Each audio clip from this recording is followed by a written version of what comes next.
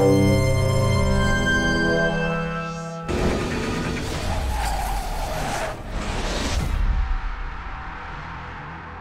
morning, or good evening if you've actually stayed up for this news. I'm Daniel Bloodworth. I do most of the racing games here at GT. And yeah, the announcement has finally come.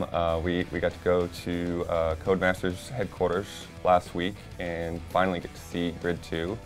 And this was not a small little tease or like a glimpse. This was a full day at Codemasters to, get the rundown on the game and to actually play the game for a little while. It's a year away, coming summer of next year. They've confirmed PC, 360, and PS3 as usual, and it's already looking phenomenal. It's really, really gorgeous environments. It's running rock solid. The cars are handling very, very well. I mean, we've been teased about this game for quite a while now. People ask about it, and they've said it's coming, and they've said it's coming, and that's about all they've said. But they've essentially said that one of the reasons they waited is that their ambitions outstrip their technology. They kind of shared some feedback and things that they've learned over the years, and some of that is encouraging. Some of it's a little disappointing. I think probably even for them. They say the majority of people play with the pad. So they knew that they had to get the pad controls right to get all that feeling and feedback right for the standard controller, and not just limit that experience to people that have the setup for a racing wheel. On the reverse side of that, I'm the kind of guy that always likes to play in the cockpit. If you played the first Grid, you know that cockpit view was like kind of a big deal in there. That they had as one of the difficulty settings that you couldn't jump out of the cockpit. And they've found that 90% of the people actually play chase cam, and only 5% of us actually drive in cockpit view.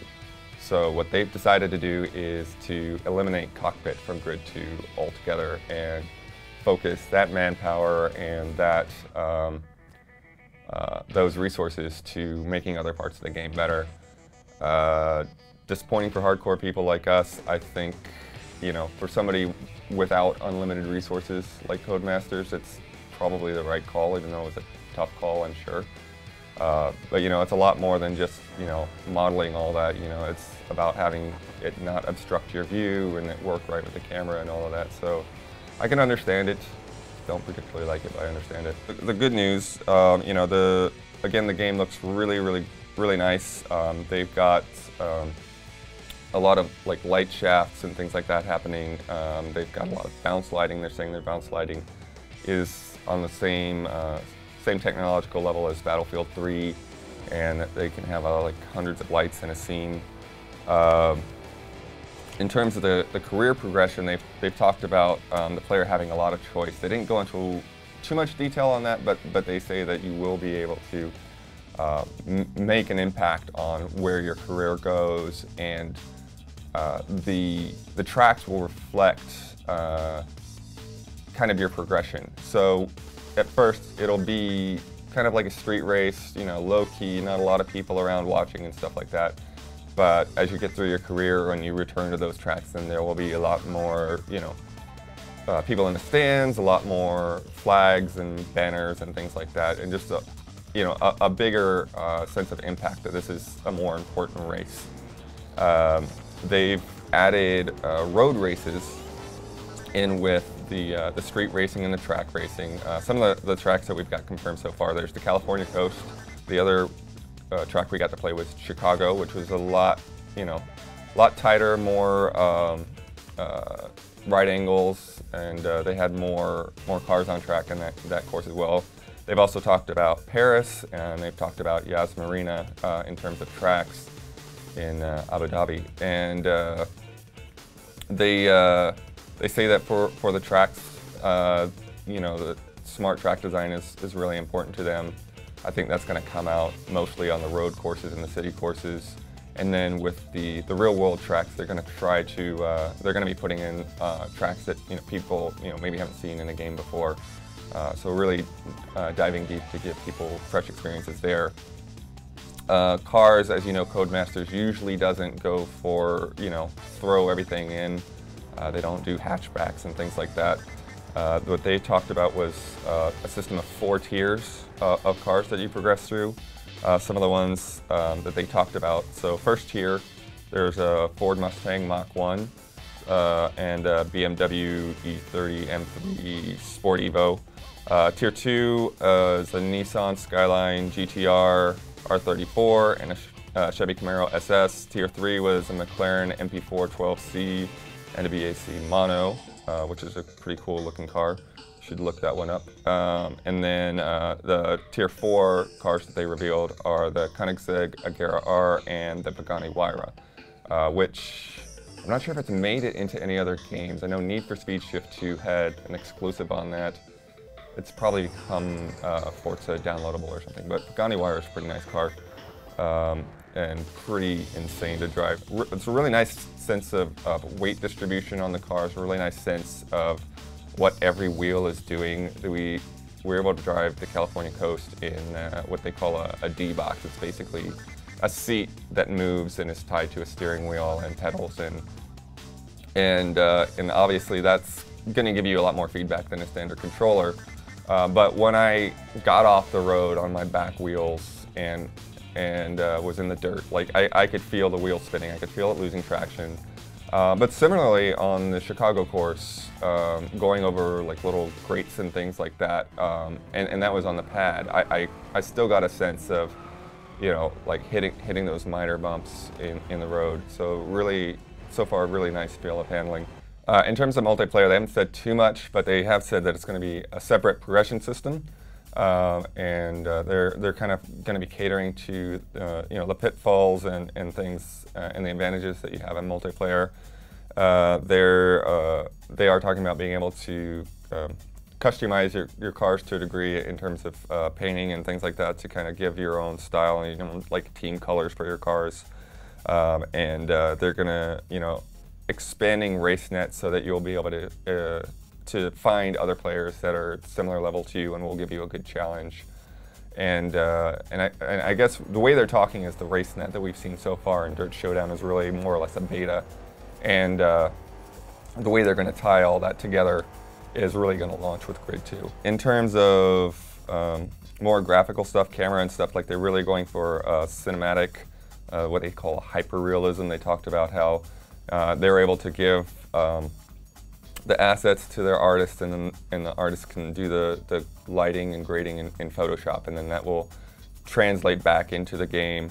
They talked about the camera reacting to how the player is driving and being more dynamic, more reactive that way. They also talked about the audio mixing to focus on what's important. So if there's a guy coming up on your tail, they'll mix him in to where he's a little bit louder.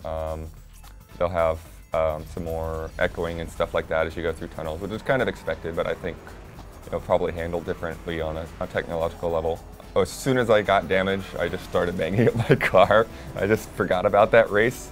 And it is looking really nice. The way that they've kind of described the system is that it's not canned damage like you'll see in some games, but there is, you know, it is sort of programmed to where like things bend in areas where you expect. It's not like hitting a lump of clay and it just getting this weird, funky thing that doesn't make sense structurally. So they've kind of structurally modeled out how things will take damage, but it reacts to, you know, where you hit and what you hit, and they say that you'll see, you know, different types of damage depending on whether you're bending metal or cracking plastic and that sort of thing. So they've said they're going to change flashback somehow. I don't know how. That's essentially my notes. But in terms of just, you know, playing the game, you know, as I said, we got to play 2 courses. We got to play the California coast on the D-Box with the wheel, and that actually was like a big competition among all of us. There were about 5 or 6 of us there, plus some guys from Codemasters who were, you know, taking turns trying to get in there, trying to set the best times. Basically, the goal for me was to get under a minute 30. I managed to do that. I got a little over 1:29. There was a guy, there was a couple guys there from Motor Trend and Car and Driver. One of them just smoked me. He had me by 2 seconds. And then I heard that there's somebody the next day that got a little higher on that. It was pretty tricky, you know, that California coast, it's a windy road and it's right on the cliff's edge, and on the other side you have a steep hill. So you can't really, and you have a car in front of you. So you've got to pick the right moment to pass that car, or you're just going to fly off road, or you're going to smash into him, and you're just going to screw your time up, essentially, and you're going to have to start over. So it was real tricky trying to find that right spot, because the ideal line through that course has him weaving back and forth in front of you. But once you got in there and got a chance to get ahead of them and have the road to yourself, there was still a fair amount of challenge of getting through those turns without your tires squealing too much, and then costing you a bit of time. The Chicago course was with the pad, and that was, as I said, it's more right angles. You got to really feel out your turns there as well, and have to try to get ahead of more of the competition. We didn't get as competitive on that among the group, but we did. The goal there was like, okay, could you beat all the AI cars? Could you get to the top of the pack? And again, as I said, there's nice nice lighting there. You've got light filtering in through the train tracks above, and overall, the game looks stunning for a game that's a year out. I've just seen other games lately that are coming out in a month or so and don't look ready, and this game looks like it could be ready right now. It's just a matter of building up all that content and getting it out there. One thing that I did forget, they're talking about the physics system runs at 1,000 hertz, which is essentially 1,000 frames per second, even though the game runs at 60. So that's all I've got for now. It's coming next year, and look forward to it as we find out more.